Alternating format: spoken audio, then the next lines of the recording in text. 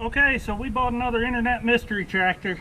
We bought a John Deere 6410 two-wheel drive from Alice in Texas. I forget the exact town, but it's about 1,200 miles away. A friend of ours left here Thursday morning, went down there. It's Saturday afternoon right now. He just got back, so we came down to his place. Water on the lens, sorry about that.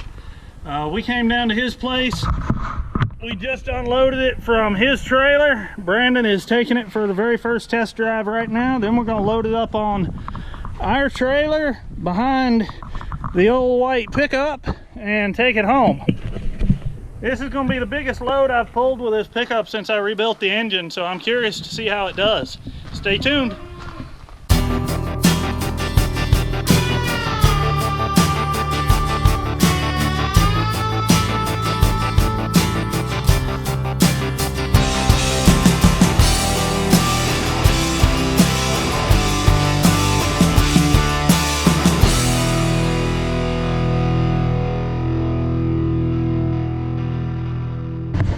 Everything's still. Oh man, that's nice. Oh yeah. That worked out. Just got home with it. I'm pretty proud of the truck. We scaled this thing on the way back, and there is what everything weighed. Total gross weight like 20,480, almost 20,500 pounds. Would have been if we'd had a full tank of fuel. It was a little bit low, so I'm gonna set this up out of the way somewhere and we are gonna unload.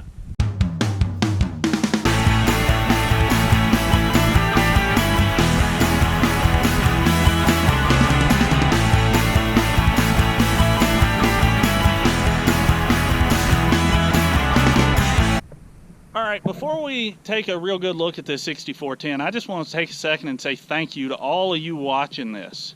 Over the last 2 weeks, this channel has absolutely exploded. I thought, when I started YouTube, I thought I'd be happy to get 100 subscribers, which I am. But for this thing to have ballooned up, I'm over 1,000 now, and I have you guys to thank for that. So thank you for being here. I hope you enjoy this as much as I do. I'm just having fun.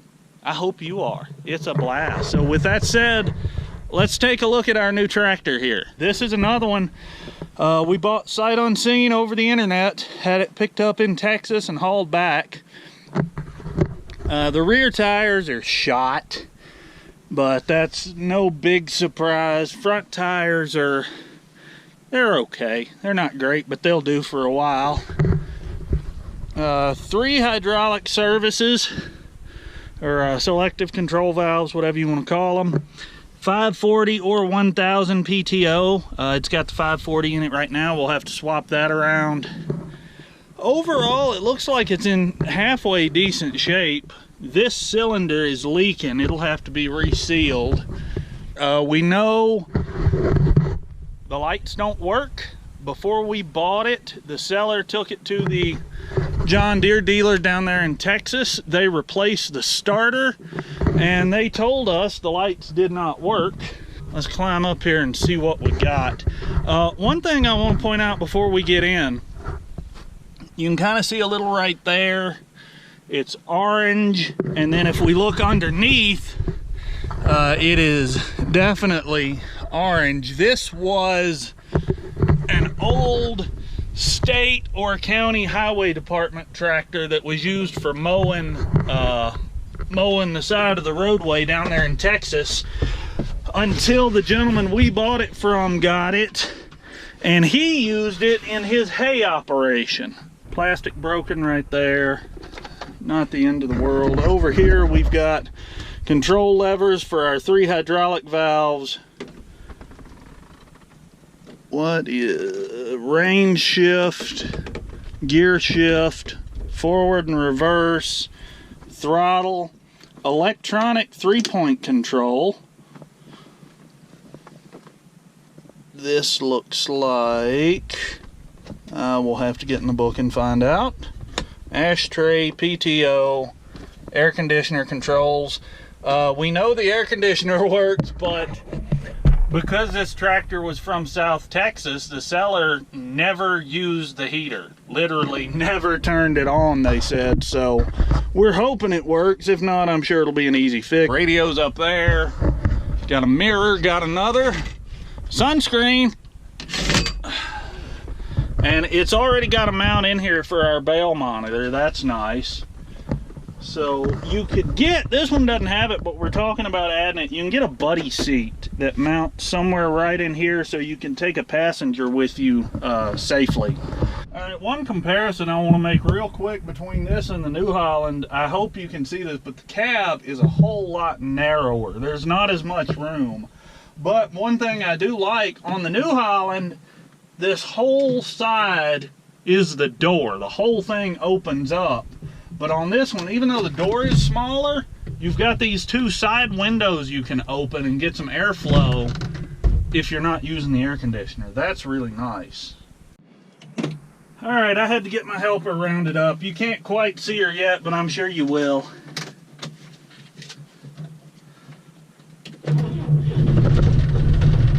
Little slow to start. Might be a bad battery connection there somewhere, but if you noticed, there's no safety switch on this clutch.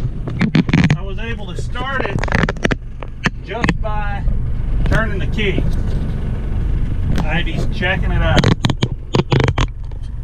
So let's say we are gonna go. The clutch on this one is an actual clutch like most of us are probably used to. We're gonna go into forward, second gear, B range. I gotta move this. That is not gonna work for me. The dash works. The gauges seem to work. I don't really love the layout here, actually. The seat, it won't go back anymore. I don't know if that's this seat being broken or if there's something else going on. Just right at home down there, aren't you?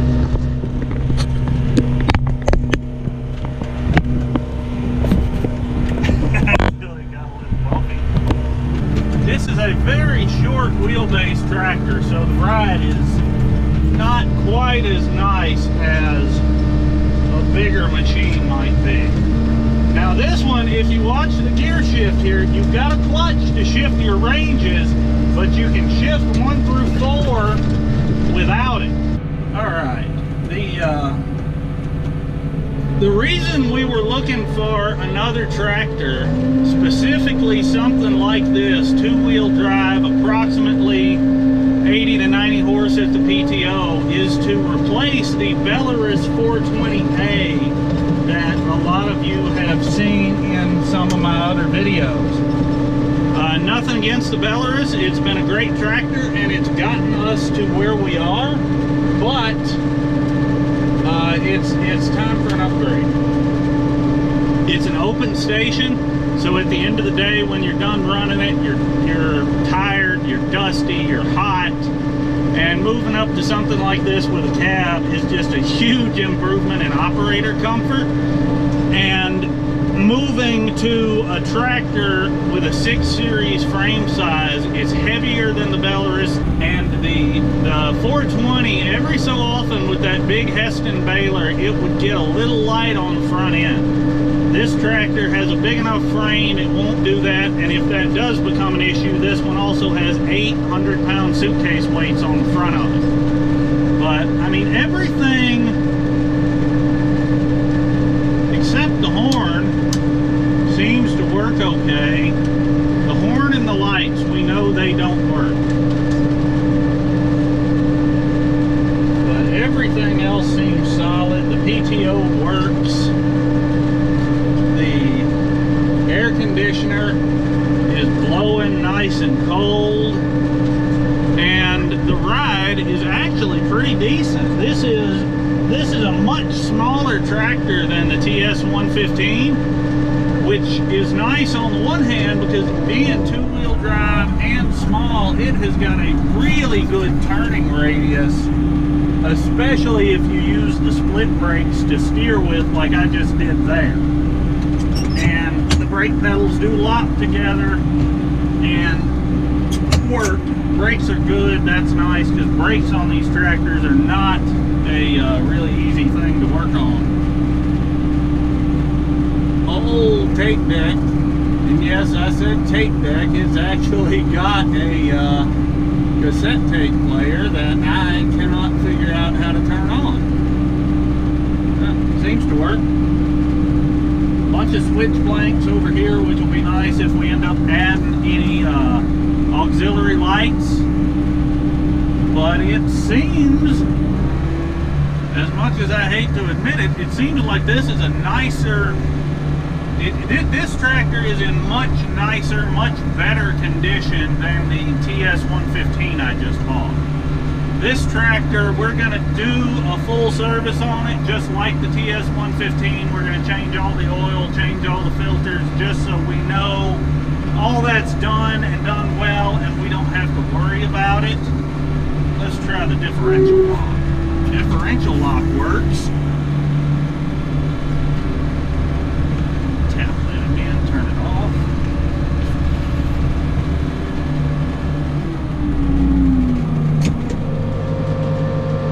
Light over here for the diff lock, and the light is on. The diff lock should be turning off automatically, I believe.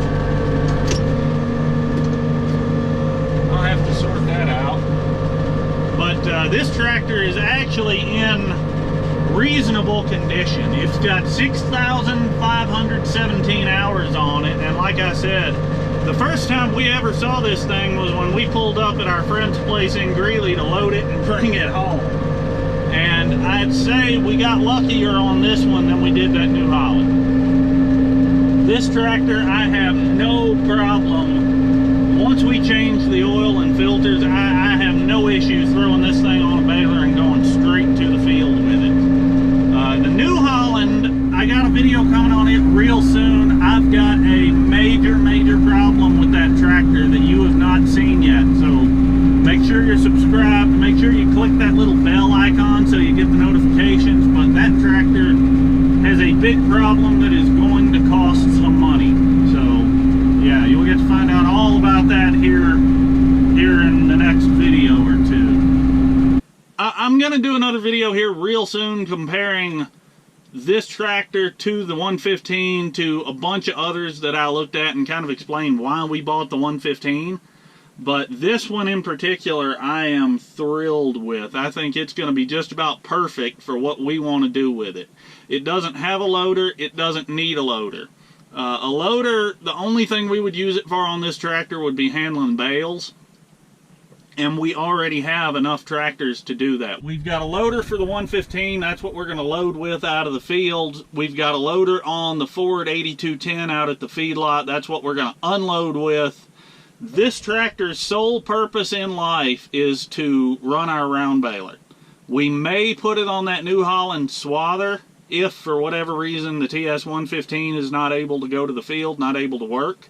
But I mean, this tractor is not going to do snow removal. It's not going to do any heavy tillage. It's just solely going to be a hay tractor, and it's absolutely ideal. It's got roughly 100 horse, which is plenty to run all of our hay equipment. It's big enough physically to handle our hay equipment without getting pushed around, and it's still small enough to be extremely maneuverable. I mean, this thing might be more maneuverable than our 5320 is, and the 5320 is a full frame size smaller than this tractor. It's four-wheel drive though, where this one isn't, so that's where the increased turning radius comes from. But there it is. There's your dash. There's everything. Let's yeah, I guess we're done. Hey, you gonna get out by yourself, or do you need help? This is Ivy. She's just about a 3-month-old Czech German Shepherd. You gonna make it?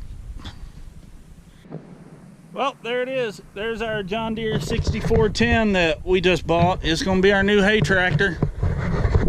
I'm really excited about it. I hope you guys like it as much as I do.